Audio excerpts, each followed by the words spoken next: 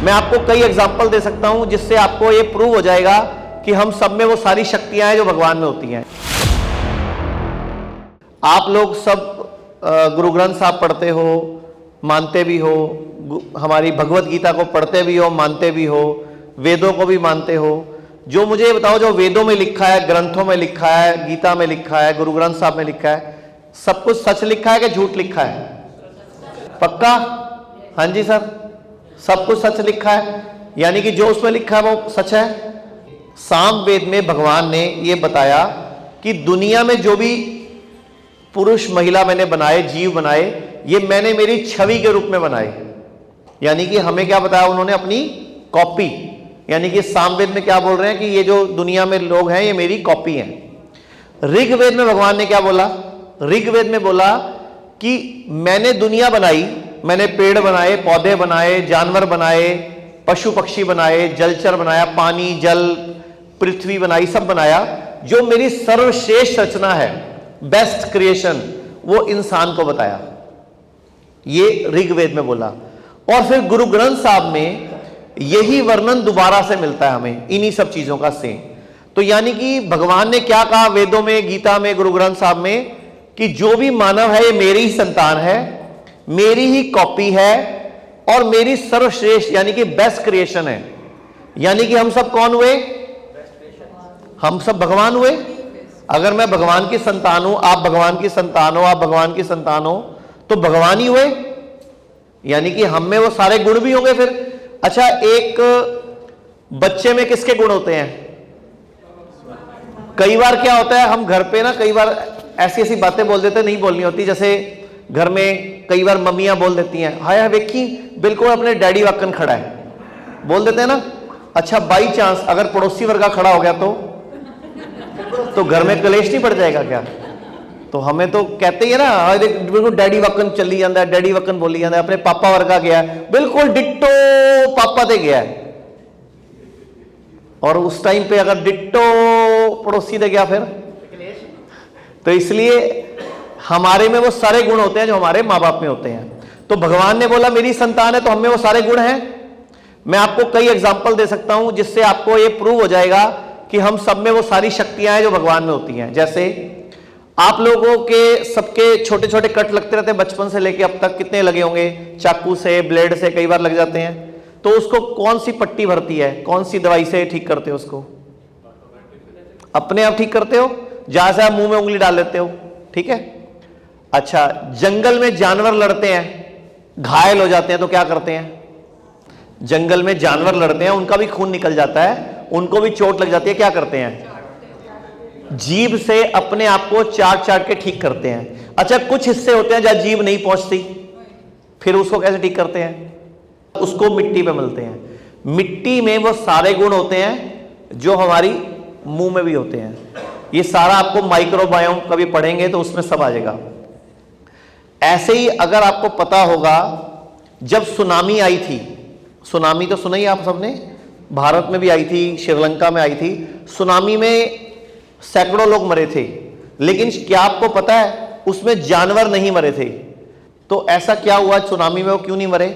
इस पर बकायदा पूरे वर्ल्ड के अंदर शोध भी हुआ और उसके रिसर्च पेपर भी प्रकाशित है। आप गूगल पे सर्च मारना कि सुनामी में जानवर की डेथ क्यों नहीं हुई थी, पूरे रीजंस आ जाएंगे।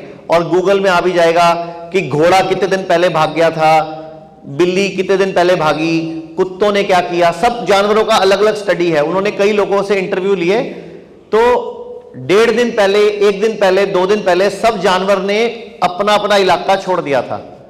उनको कैसे पता चला कि सुनामी आने वाली है? जब भगवान ने तो सर्वश्रेष्ठ की थी, हमें बताया है, और स्मेलिंग पावर उनकी फास्ट है।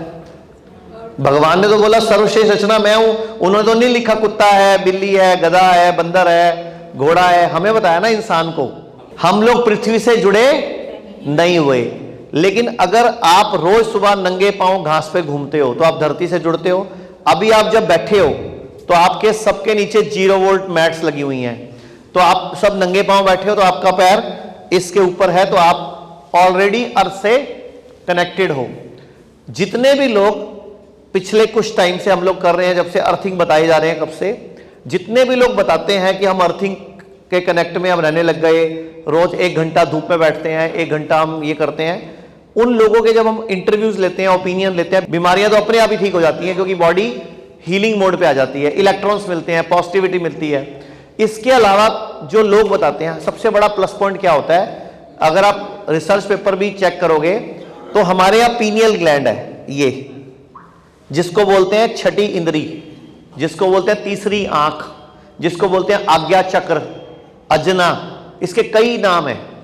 पीनियल ग्लैंड तो साइंस का नाम है, अदरवाइज हमारे आयुर्वेद में अजना, थर्ड आई और तीसरी आंख, इसको इन नामों से बुलाया गया है। और हमारे एक जो चक्रों की बात करते हैं तो इसको आज्ञा चक्र बोल देते हैं। और इसी चक्र पर आप टीका लगाते हो, बिंदी लगाते हो, इसी पर आपको याद है बचपन में कई बार हम स्कूल में ना ऐसे माथे के आगे उंगली घुमाते थे, ऐसे ऐसे करते थे और यहां दर्द शुरू हो जाता था। याद है बचपन में एक दूसरे के माथे पे यूं यूं यूं यूं उंगलियां करी हुई हैं तो यहां दर्द होता था, बिकॉज हमारी हाथों से हमारी बॉडी की एनर्जीज ट्रांसफर होती हैं।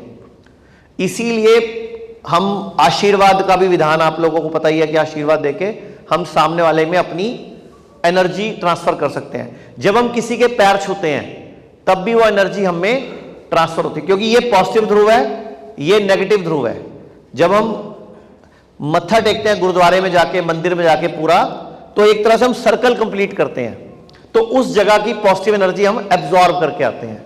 तो ये पुराने टाइम से चला आ रहा है, लेकिन बीच में अंग्रेज आए ना तो हमारा विज्ञान गड़बड़ हो गया।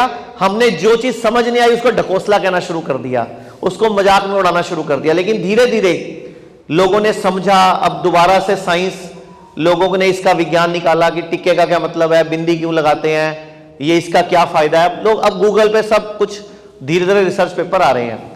भाई राजीव दीक्षित जी के भारत को विश्व गुरु बनाने के सपने को पूरा करने के प्रयास में एशिया का पहला 1000 बेड का इंटीग्रेटेड हॉस्पिटल शुद्धि ग्राम हिम्स दिल्ली एनसीआर मेरठ में खुल चुका है।